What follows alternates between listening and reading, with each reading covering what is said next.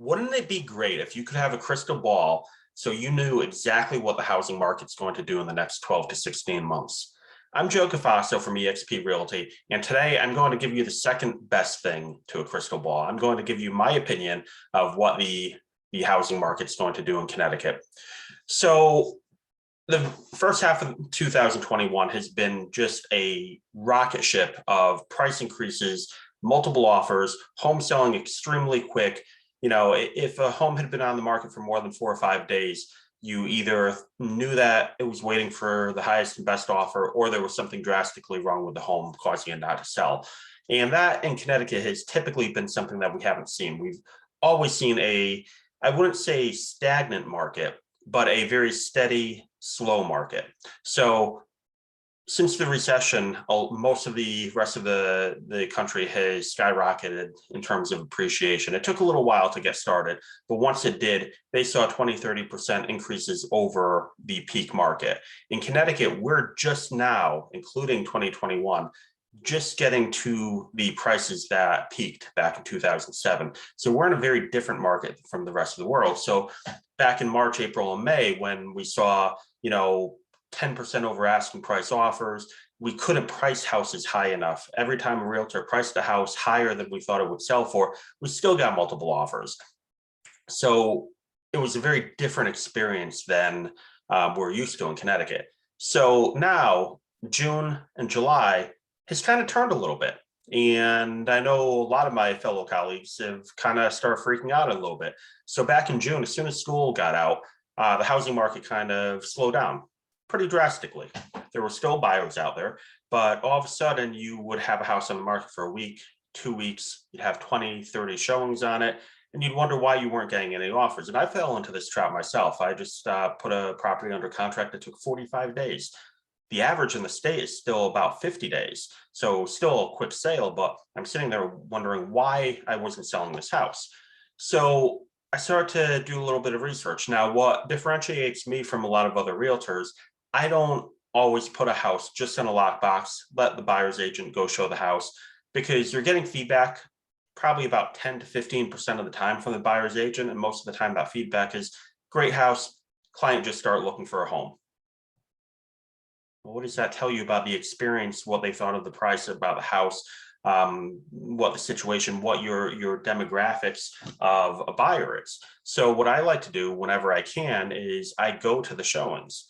I don't interfere with the showing process. I turn all the lights on, first of all, so that nobody's touching my client's house, but I have everything ready. I create a good showing experience. If there's a pet, I make sure the pet isn't going to run out of the house. I have one listing, it has a dog and a cat, that it's difficult. So what that tells me, though, as a listing agent, I get to see who's coming to see the house, what their reaction to the house is. Did they stay in the house for 2 minutes? Did they stay there for 45? If they're in the house for 45 minutes and there's a bunch of showings that have happened where the people are in the house for a long time, but they're not putting offers in, that tells me something about the house. Maybe there's something that we could change. Maybe there's something we could correct. Whatever it is, that's valuable feedback to give to my clients. So I started looking at this very closely back in June and July of all of our listings. And what I noticed is now all of a sudden, in Connecticut, for the past 15 out of, probably about 15 out of my 17-year real estate career, the New York buyer was a unicorn. Every seller said, we're going to price this a little bit high. We're going to get somebody from New York to come in, and we're going to get a New York buyer for the house. And kind of the real estate industry is like, yeah, New York buyers aren't coming up to Connecticut, up to New Haven, at least in, Middlesex County, just for your house because it's lower price than what they could get in lower Fairfield County or in New York. All of a sudden 2020 happened, though, and all of a sudden that unicorn buyer was very commonplace. And last year, pretty much all of the properties I sold had New York buyers, and they all overpaid for the houses. I wouldn't say overpaid because it was a necessary evil at the time. If you're competing with 5 or 6 different buyers, you have to put a higher offer in, obviously, to get the house. So we're not, as realtors, overpricing properties. It is naturally appreciating because of the clientele who are looking at houses. So if you look at a traditional buyer in Connecticut versus a traditional buyer from New York, I'm not stereotyping, but there's definitely things that you could see that are different. The New York buyers are very emotional and definitive in their decisions. They come, let's face it, they just drove 2 hours to look at a house. If there's any chance that they like it, instead of driving 2 hours home and then coming back next weekend looking at houses again, driving 2 hours home, coming back and looking at houses again, if they like that house, they're immediately putting an offer in and they're not going to screw around. So buyers in Connecticut, they're a little bit more deliberate in their actions. They have the luxury of, hey, I live in town, a house just came on the market, I'm going to go look at it. It's okay, I could see myself living here, but I'm not going to jump on it. Maybe something else will come along that's a little bit better. So back in June, all of a sudden I started noticing on my listings, all of a sudden the license plates stopped being from New York and New Jersey, and all of a sudden started being from Connecticut. So I think that's what we're seeing right now. We're seeing a lot more local buyers than New York buyers. Now, what's that going to mean for the long term of the market? Does that mean that prices are going to come down? Inventory is going to skyrocket? No, I don't think that's the case. I think we're seeing two things right now. One is sellers are still hesitant to put their houses on the market. Buyers in Connecticut are hesitant to jump in and put crazy offers in. Part of that, I think, and I think this is lesser now than I thought a couple months ago, it's vacation time. I think everybody's gone through 18 months of craziness and they're saying, screw this, I'm going on vacation. And I think that was the majority of the reason in June and July. People had family vacations that they planned, and that's what they were going to do, and they weren't going to let buying a house mess up those plans.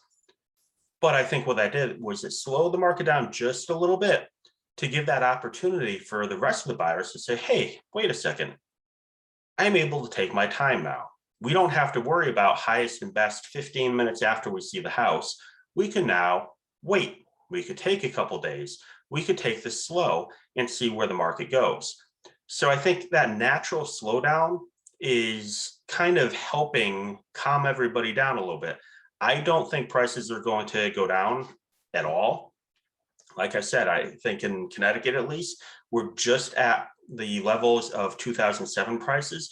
So I think there is still room for appreciation. I don't think it's going to be 15 to 20% appreciation like we had been seeing this past year. I think it's going to be a more normal 5% appreciation per year. I also think it will take a little bit longer for homes to sell. How long? I don't think it's going to break 45 to 60 days like traditionally we see, but I don't think it's going to be 4 days, list your house on a Thursday, highest and best by Sunday. I don't think that will be common. Now, there will always be instances like that because it really depends on where the seller prices the house. If a seller prices your home at or just slightly below market value, obviously you're going to get more interest. You will push that price over asking price, but not over market value. If a seller says, hey, wait a second, I think we're still appreciating at a rapid rate.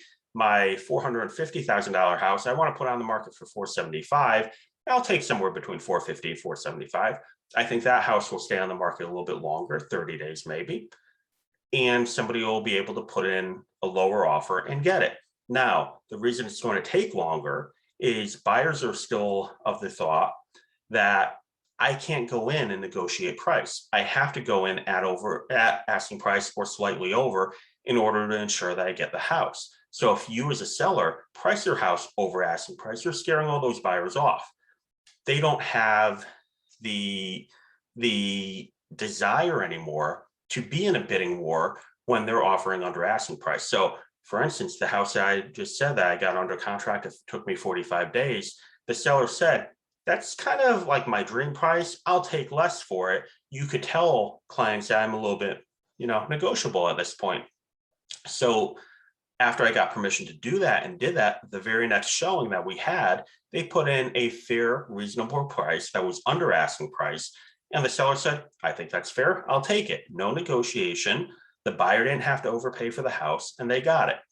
So I hope this video helps explain where I see the real estate market going in the next year. If you have any questions specific to your situation, please feel free to reach out and I'll be happy to have that conversation with you.